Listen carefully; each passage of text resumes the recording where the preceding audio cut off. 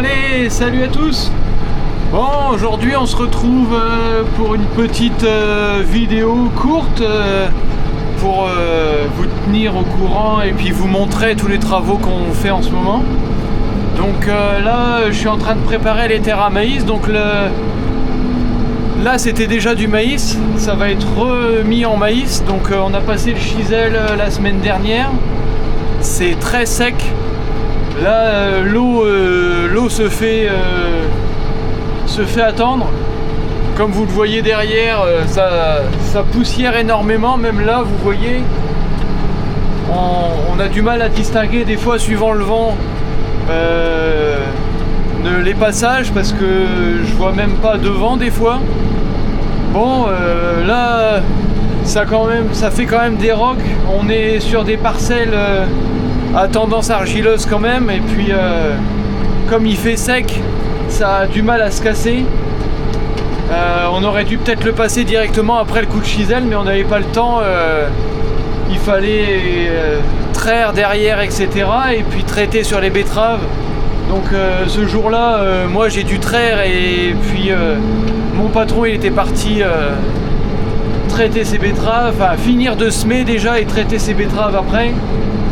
Donc une partie, parce qu'en fait on peut pas tout faire en une journée. Il y a, je sais plus en tête le nombre d'hectares de maïs, mais il y en a quand même pas mal. On sème en 4 ans, donc bon, il y a du boulot à passer. Et donc là, je passe le coup de herse rotative. On marche en deuxième là pour l'instant. Normalement, je marche en troisième dans les autres champs, mais là, je fais un test en deuxième parce que c'est pas mal. Là, j'ai même terré à fond, parce que si je terre pas à fond, j'ai l'impression que ça arrive pas à mouliner et à casser les mottes comme il faut. Et puis bon, on va essayer comme ça. Au fur et à mesure, je change mes paramètres. Un coup, j'augmente la vitesse. Quand je vois pas, je la rebaisse. Après, je monte un peu le relevage pour faire un peu moins travailler les dents. Après, je le redescends. Enfin, c'est variable. Comme on a plusieurs types de terre dans une parcelle. La dernière fois, j'étais dans une parcelle à tendance, avec plein de cailloux. Du coup, je le fais juste travailler en surface parce que c'est tellement fin, ça sert même à rien. C'était juste pour niveler avec le rouleau surtout. Donc là, je suis avec le TM 140 avec le pont avant Super Steer pour ceux qui connaissent. Alors c'est très inconfortable sur la route aussi pour ceux qui connaissent, mais dans le champ c'est génial parce qu'on tourne comme rien. Là je fais le demi-tour malgré que c'est un tracteur 6 cylindres, donc c'est un assez long tracteur, un long châssis, mais ça va très bien. Donc pour ceux qui connaissent pas, après le pont avant Super Steer, en fait c'est tout le pont avant complet qui tourne en même temps que les roues. Comme ça, hop, on remet à 1950 tours à peu près, parce qu'on n'a plus l'indication du régime prise de force. Donc on sait qu'il faut à peu près 1900, entre 1900 et 2000 tours pour que ça fasse du bon travail. Alors c'est pas le tout, mais presque 10 000 heures, il en fait encore énormément. Il fonctionne très bien, rien à dire.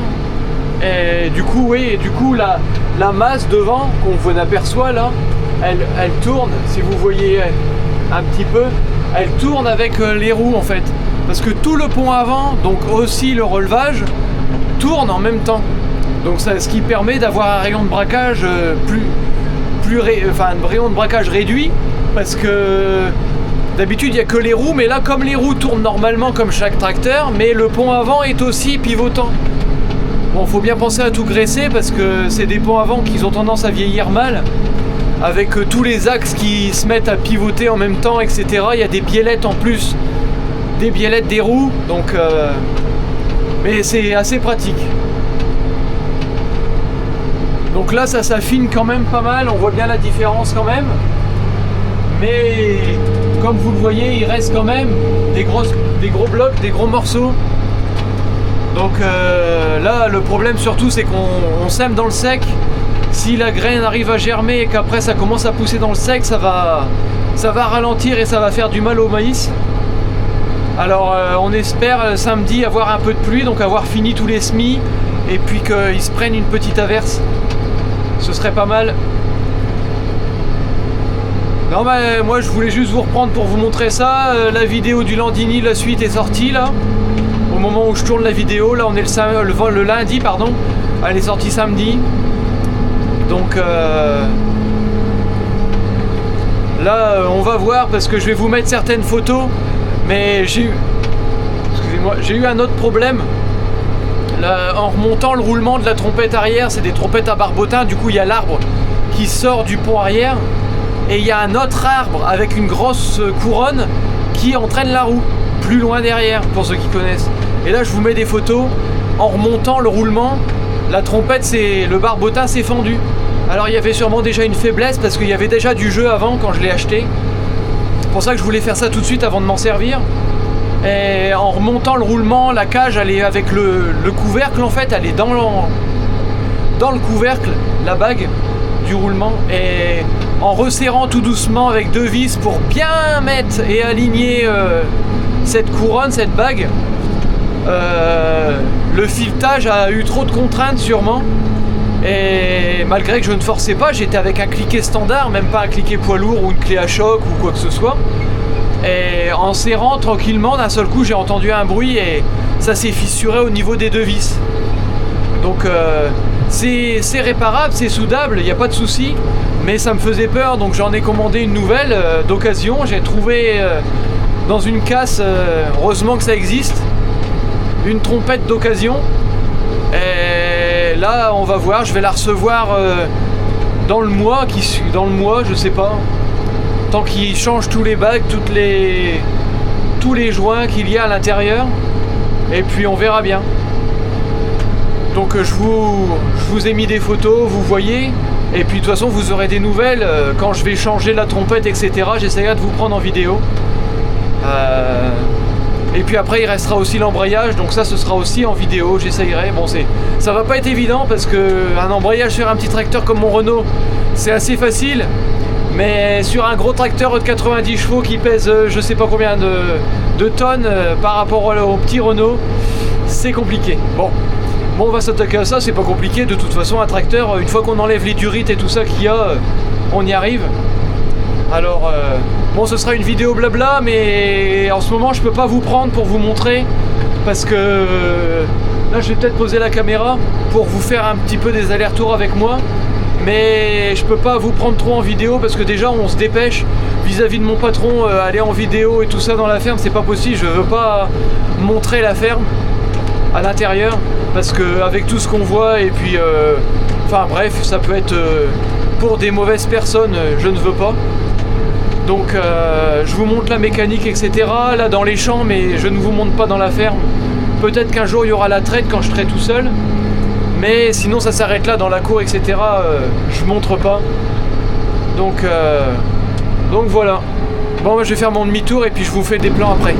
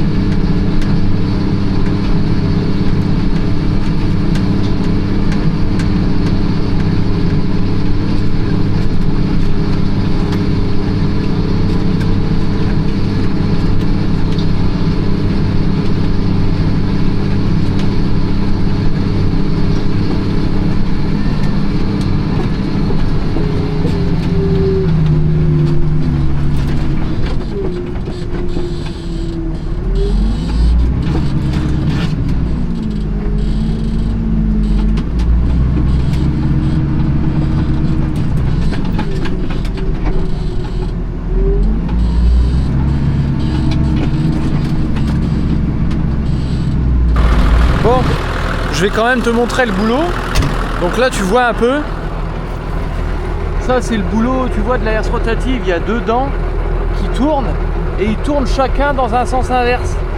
La première elle tourne dans le sens des aiguilles d'une montre, la deuxième dans le sens inverse, la troisième dans le sens des aiguilles d'une montre, et ainsi de suite. Et en fait tout ça, ça vient à... on le met à 1000 tours et en fait les dents tournent à je sais pas combien de tours et quand ça vient taper sur les mottes, les grosses mottes comme ça les éclate. Tu vois, moi à la main j'y arrive pas, ça les éclate. Et donc après il y a un rouleau, ce qu'on appelle un rouleau paquaire, parce que c'est un rouleau plein avec des dents comme ça dessus qui vient rappuyer le sol derrière et qui en casse aussi certaines avec les doigts que tu vois au-dessus du rouleau. Et puis tu vois, tu passes de ça, des grosses mottes comme ça, à ça. Donc il y a encore des petites mottes comme ça qui arrivent. Bon, celle-ci c'est pas un bon exemple parce qu'elle est pas sèche, mais celle-ci elle est sèche, mais tu vois ça arrive encore à s'émietter. Tu vois, ça j'arrive encore à... Mais c'est limite, parce que elle est un peu perforée par les vers de terre, là tu vois, il y a un trou. Mais j'arrive quand même, bon là c'est parce que ça l'a traîné, j'étais à la fin, tu vois, là j'ai relevé là. Là c'est la trace que j'ai relevée, c'est pour ça. Sinon après c'est assez homogène, à part la fourrière, qu'il y a quand même eu du plus de tassement, parce que je crois que quand j'ai fauché le régras, j'ai passé dans le maïs qui était déjà coupé. Donc le problème c'est que en passant, ça a tassé.